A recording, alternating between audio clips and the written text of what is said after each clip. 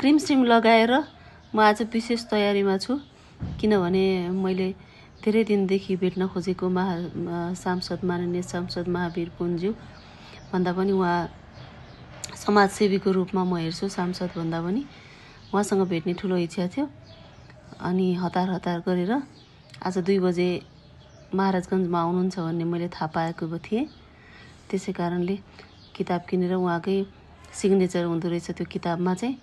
अनि उहाँलाई चाहिँ मैले सुरुमा त नमस्कार गरेको, उहाँले देख्नु भएन। अनि अब ल फोटो खिचौँ भनेपछि फोटो चाहिँ खिच्न उहाँले मान्नुभयो। अनि फोटो खिच्ने मौका पाएँ, उहाँलाई भेट्ने मौका पाएँ। यो मेरो लागि चाहिँ अवसर थियो। अनि मेरो श्रीमानज्यू पनि जानुभएको थियो। उहाँले चाहिँ केही वर्ष अगाडि नै एउटा कामको सिलसिलामा उहाँसँग काम गर्नुभएको थियो 5-7 दिनदेखि नै। अब त्यसपछि गाडीमा फर्क्यौँ हामी अनि एउटा कफी सपमा कफीको चुस्की लिँदै अनि म हेरिरहेको थिएँ किताब। अब यो केही दिनमा म सकाउने छु यो किताब। मलाई धेरै खुसी लागेको छ। यो किताब किन्ने मलाई धेरै दिनदेखि इच्छा थियो।